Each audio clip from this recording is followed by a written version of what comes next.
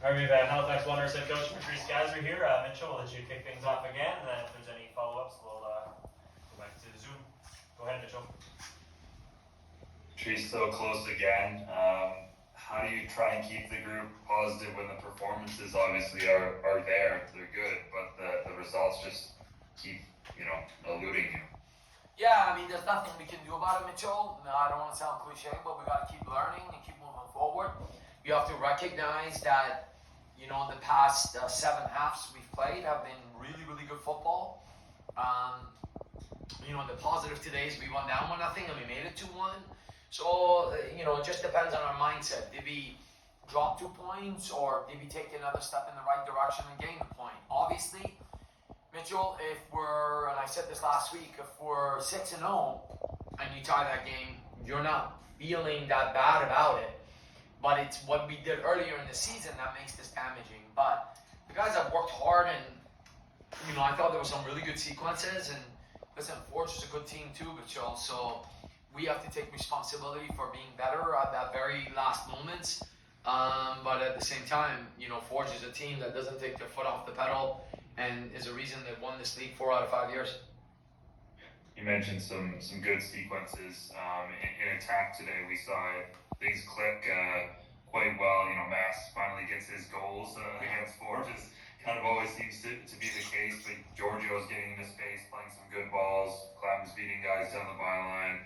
Telfer's making some nice little plays there, and the build-up as well.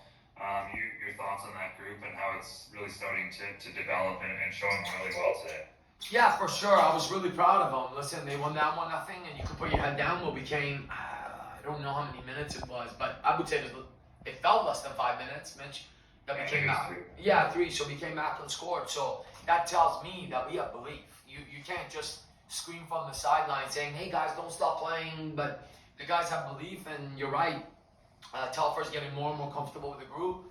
He came back from the Trinidad trip with a lot of confidence. Giorgio's getting more and more comfortable with the game. I thought he didn't have the strongest start, but grew in the game as it went. And there's certainly something about Massimo and Forge. So, that adds to that. And Clem's first start for the club, I thought was fantastic. He did a lot of good stuff. Thank you so much. Thanks, Mitchell. Thanks, Mitchell. Josh, go ahead. Hi, Patrice. You nailed a bunch of my follow-up questions there already, which is great, but I just want to tease it out a little bit more. You mentioned that there's something about Massimo and playing Forge. I think, from what I saw, he's got 5 goals now in 5 matches against them. Leading up to this match, there was also a bit of talk about Forge kind of brings out the best in your squad tactically, and there's always a bit of a chess match. Can you talk about, how playing Forge and Bobby has kind of been, I don't know, a way to get your guys up and show what you can do? Yeah, I think, Josh, sports, hockey, football, NBA, there's always matchups that work out well. And, I think that Forge, given their reputation, they have a target on their back and they get everyone's best game. But I think for us, it's really about playing the ultimate football team, and for us to say that's our ambition, to be better than them with the ball, and that's not an easy task. So they try to do a lot of things to throw us off, or we try to do a few things to throw them off. So it makes the games very fascinating, and more than anything, Josh, our guys are excited to play them. Because, historically, as we have said many times, what they've done in the league and been able to accomplish. So yeah, it's a game that I very much look forward to. And again, I've known Bobby for 20 years. So it also excites me to see him and be able to compete against his excellent team. Thank you for that. I did just want to ask for an update about the 2 players who went off injured today, of course, Thiago and Jeremy. How are they doing post-match?